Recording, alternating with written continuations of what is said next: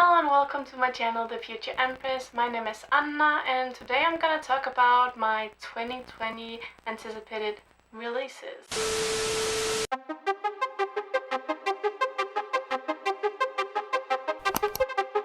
I have around 20 books that I'm going to talk about, where half of them is probably already out, but I still want to hype them up because I'm still excited to read them and I still haven't gotten my hands on them or been able to read them yet, so I'm still gonna talk about them. So the first one is King and the Dragonflies by Kacen Callender. I talked about this one in my mid-year freak out book tag because this is one of my most anticipated releases of 2020. I can't wait to read it. I want to get my hands on a physical copy before I do, because I feel like this is gonna be one of those that I wanna annotate and tap all I want in the book. What I can gather, this is a book about a 12-year-old boy that is sure that his brother turned into a dragonfly, so kind of the same concept as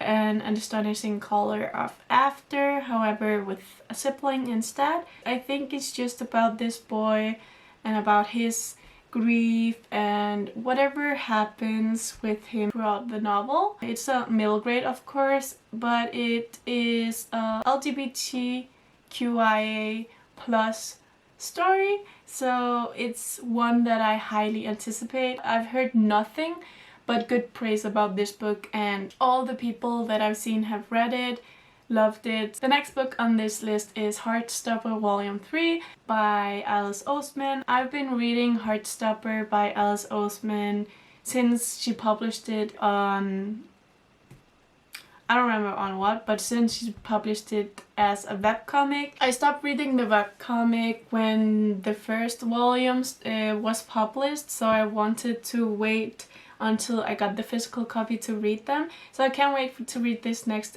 installment in the series. It's just about these two boys going through the teenage years together, and one finding out that he's maybe bisexual, he doesn't know yet, just discovering his sexuality, while the other one is sure in his sexuality. However, he has something going on in his head that he has to figure out as well, and it's just so cute. The next one on this list is, of course, Chain of Gold by Cassandra Clare. This is the first book in the Last Hours trilogy, I think it's gonna be. It's following the kids from their infernal devices, and that is all I know about it and all I want to know about it before I get into it. We already know some bits because the Shadowhunter universe is connected somehow in a very, very weird kind of way. But yeah, the Infernal Devices is probably my favorite Shadowhunter series, so I can't wait to see what their kids get up to. It's gonna be interesting. And then a book that actually wasn't on my list in the beginning, but as I've heard so many people rave about it as they've been reading it, I thought that I had to put it on my list because I am so excited to read it myself now because I got hyped by others. But that is The House in the Cerulean Sea by T.J. Klune. This is adult fantasy with LGBTQIA plus themes. On Goodreads, the first line says, "A magical island, a dangerous task, a burning secret." And I am a person that doesn't need to know much about books to get excited about them, but this sounds like something that I will love, and the cover is stunning. Like, look at that cover. So the next book on my list is another sequel, and that is Check Please Book 2, Sticks and Scones by Ngozi Ukazu. This is a graphic novel about a boy that bakes and plays hockey. And in the first one, we end at the point where we know something is gonna happen in the second book. It's told in a kind of vlogging way, so the main character is vlogging, but it's actually just to you, so it's drawn in a way so you're like watching a YouTube video kind of way. He talks to you, so I really like that format, that kind of breaks the space between the reader and the story. It kind of tries to reach out your hand and connect with you. So it's an interesting way to write a graphic novel, and this is just the next installment in the series, and I can't wait to read it, of course, like with everything else in this video. The next one on this list is The Betrothed by Kiera Cass. So I read the Selection series back in 2015 or 14, I can't remember. Those are still today like one of my guilty pleasure reads. It's entertaining, but it's maybe not much more than the romance. But this book is completely different. It's not in the same universe as the Selection, and not in the same universe as the Siren, which is the only other book that she has written before this that wasn't in the Selection universe. And I really enjoyed that book, but I know a lot of other people didn't. So I'm interested with this one because I've heard a lot of bad things about this. A lot of people didn't like it, but it's the same with the Siren. There was a lot of people that didn't like that one, but I loved it. So I'm interested to see where I fall in this spectrum. I know it's a historical fiction. This is one of the books that I don't mind knowing a bit about before going into, so I'm just gonna read the Goodreads description, and I can see that the average rating is 2.9 stars, which is actually a very low average rating on Goodreads. So interesting. But the description says, when King Jameson declares his love for Lady Hollis' bride, Hollis is shocked and thrilled. After all, she's grown up at Carsden Castle, vying for the king's attention alongside other daughters of nobility. Capturing his heart is a dream come true, but Hollis soon realizes that falling in love with a king and being crowned queen may not be the happily ever after she thought it would be. And when she meets a commoner with the mysterious power to see right into her heart, she finds that the future that she really wants is one that she never thought to imagine. It sounds like a very generic historical romance fiction, but it's Kiera Cass who's written it. The next book on this list is The Ballad of Songbirds and Snakes by Susan Collins. This is not a surprise. I really love The Hunger Games, and I've been a firm supporter ever since I saw the first movie, because I saw the first movie before I read the books, which is probably why I really love the movies, but yeah, that's not why we're here. But this is a prequel to The Hunger Games. I'm pretty sure it's following President Snow's origin story, so we get to know the events that led to his cruelty and the way he thinks. And I've heard very polarizing opinions on this one. However, the rating here is like 3.8 stars. So a lot better than The Betrothed, but some people liked it, some people didn't. And I'm interested to see where I fall on this one though, because I'm pretty sure I'm gonna love it, but maybe I'm gonna be one of those that didn't. Who knows? But I'm excited. The next one is Stay Gold by Tolby McSmith. This is queer contemporary book. I think it's about a transgender boy who moves into a new school and falls for a like cisgender girl. Just the transgender boy aspect of it interested me from the beginning because I want to read more transgender books, and I watched the vlog where Cale from Books and Lala read Stay Gold, and the way that she talked about the book and her overall opinions made me want to read the book even more than before. I had it on my list before, but when I heard her talk about it, it was placed a bit higher on that list. So the next one is Burned by Patrick Ness.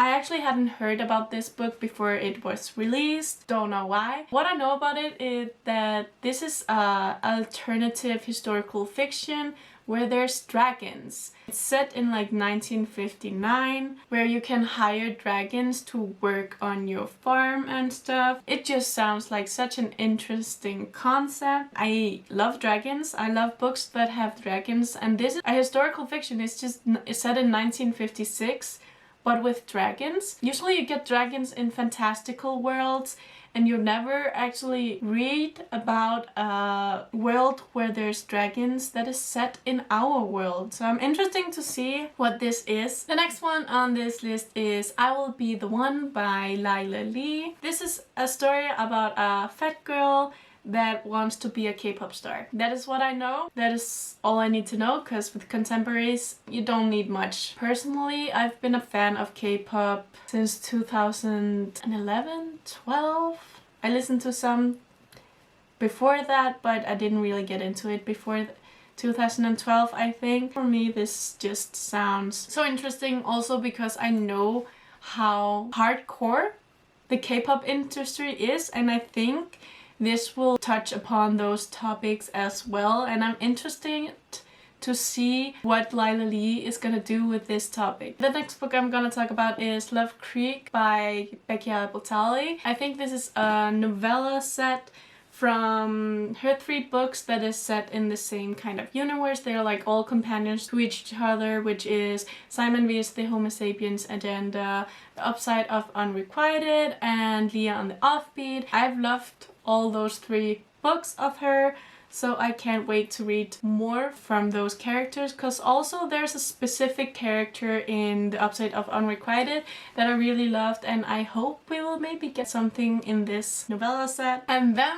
there is The Boyfriend Material by Alexis Hall. So I've been hearing this compared to Red, White and Royal Blue, which was my all-time favorite book of 2019. So that's basically the only thing I know about it. It's not the same as Red, White and Royal Blue. I'm not expecting it to be, but it's adult, it's queer, and it's been compared to having the same kind of vibes as Red, White and Royal Blue, and I can't wait to read this one. So the next book on this list is kind of different from the last couple of ones. It's Burn Our Bodies Down by Rory Power. I read her book Wilder Girls last year and actually really loved it. I was one of those people who really loved it, and when I heard that she was coming out with a new book, I immediately put it on my anticipated releases list. This is different from Wilder Girls. I can see like the genres are still horror but thriller. There's also LGBT tags on it, which you can only expect. And then the next book on here is Loveless by Alice Oseman, another book from Alice Oseman. This is her newest release, except from the Heartstopper volumes. I haven't read other books by Alice Oseman except Solitaire. I still haven't read Radio Silence, and I Was Born for This. This is her newest book, Loveless, which is centered about a romantic asexual. I don't know the 100% correct terms of it, but it's about a girl who struggles with the concept of love. I think it's gonna be amazing because I really loved Solitaire and the subject we touched upon and how her characters, I just love her characters. I don't care what happens in the book, but she really writes good characters with flaws and just human characters that I really like to read about and get attached to, so I can't wait to read this one. The next book is The Shadow of Kyoshi by F.C. Yee. This is the second installment of the Kyoshi novels. The first one was The Rise of Kyoshi, which I loved. It's so far my favorite book of 2020, actually. That one ends in a certain kind of way that I can't wait to get my hands on The Shadow of Kyoshi. It's just such an amazing story. Favorite avatar? I don't care, like Avatar Aang, yeah, sure, he is amazing. But I just personally, I relate and connect with Kyoshi so much more than I did with Aang. It is what it is. The next book on here is The Friend Scheme by Cale. Dietrich. Don't know how to pronounce that last name, but I read The Friend Scheme back in 2017. It was such an interesting concept for a novel. I hadn't read anything like that before. I feel like this one, it's not gonna be like the same thing, but I feel like it's gonna have kind of the same themes. The genres are thriller, young adult, contemporary, and queer. I know the author so I know that I have a higher chance of actually liking the book. The next book is a historical fiction, which is The Blood Girls by Christina Hammonds Reed. This is set in the 1990s. The cover, for one thing, is the first thing that made me, oh, this looked interesting. And then I read that it's perfect for fans of The Hate You Give.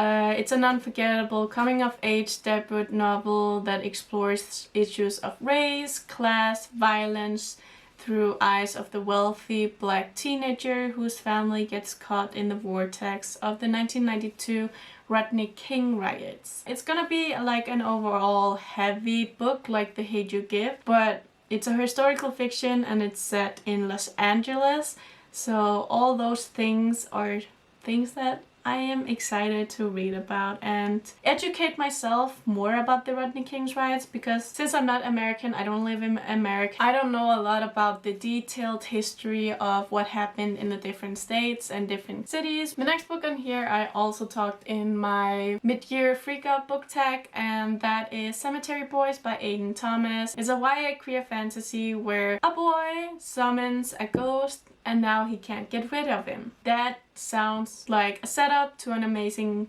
book, and I can't wait to read it.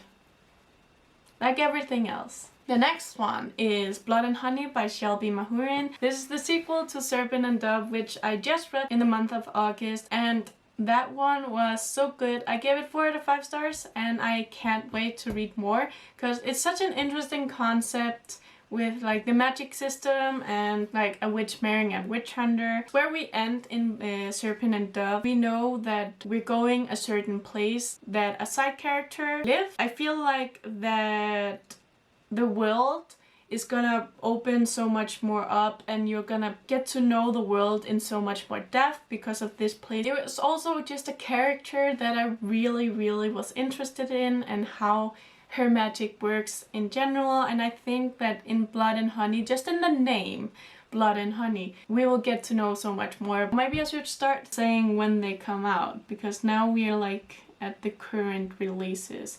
So Cemetery Boys, Blood and Honey, they both come out 1st of September. Next book I'm gonna talk about also comes out the 1st of September, which is The Last Book of the White by Cassandra, Clare and Wesley Chu. I know that there's been a bit drama about this book recently because the arc was illegally released because there was like 5 people who got it early and they ended up copying it into the internet and sending it around, and that is shit. This is the second book in the Eldest Curse series, which follows Magnus and Alec. I haven't read the first book, however Magnus Bane is my favorite character in all of the Shadowhunter universes series. He is a character that appears in every single book because he's immortal. He literally has lived through all the timelines that these little Shadowhunters can't. These books, you finally get him as a main character where you don't just have short stories, because the Bane Chronicles is just short stories, but this is actually a series. The reason I haven't read the first one yet is because I've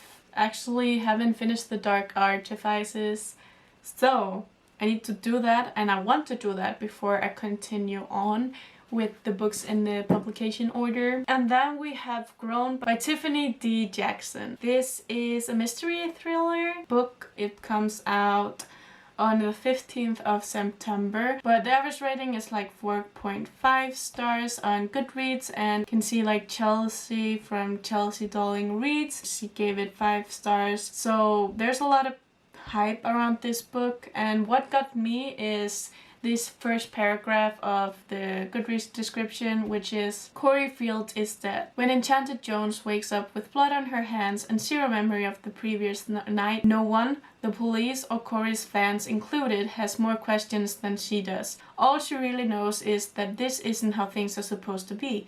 Corey was Enchanted's ticket to stardom. So it's a bit about the famous trope with mystery thriller aspect of it. It sounds like it's gonna be a hard read, but still pretty amazing. The next book on here is Crown Chasers by Rebecca Coffin Daffer?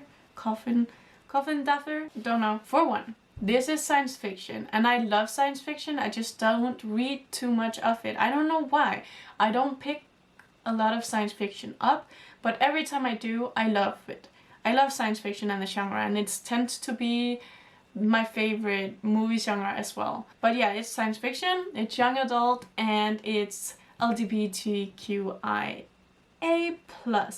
which means young adult queer sci-fi. It is a subgenre that I really love, honestly. I haven't read that much of it, but in the description on Goodreads it says, a deadly competition for the throne will determine more than just the fate of the Empire in this riveting duology opener, perfect for the fans of The Hunger Games, Aurora Rising, and Three Dark Crowns. If this doesn't sound like the perfect book, I don't know what does. Like, this sounds so amazing, and I am so excited for it to come out. It comes out on the 29th of September. Now, the next one is Shine by Jessica Jung.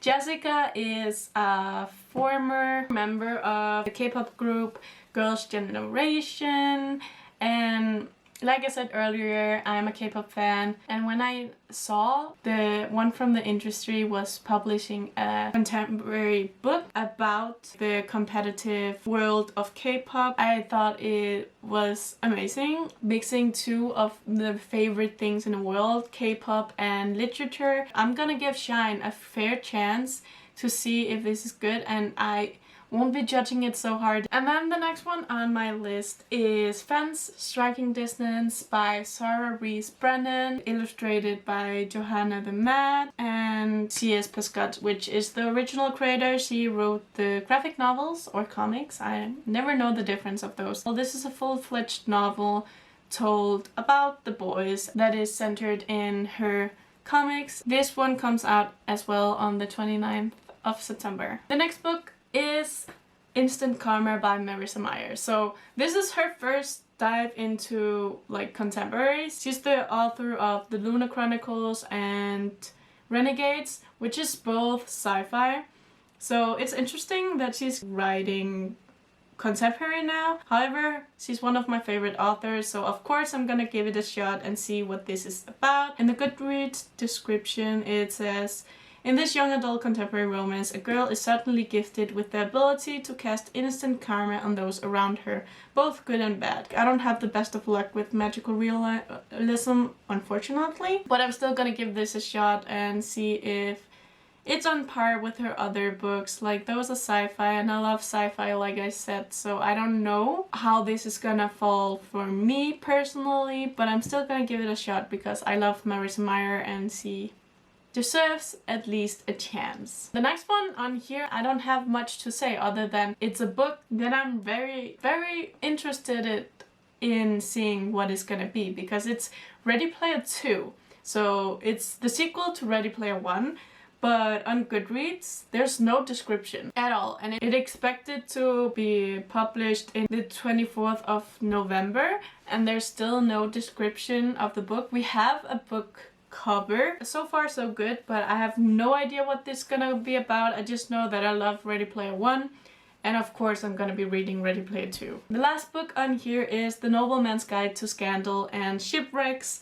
This is the third book in this Montague siblings series by Mackenzie Lee. I read the first one, The Gentleman's Guide to Vice and Virtue, by her, and really loved it. It was one of my favorite books of 2017. So of course I am excited to know about the little gremlin. I don't know exactly what it's about. I just know that we are following the main characters of the two first books. Little Brother, now grown up, comes out the 1st of December, and that is it for my 2020 anticipated releases video. I know most of these are already out, but I hope you enjoyed watching this video, and thank you so much for watching as well. So see you soon and take care. Bye!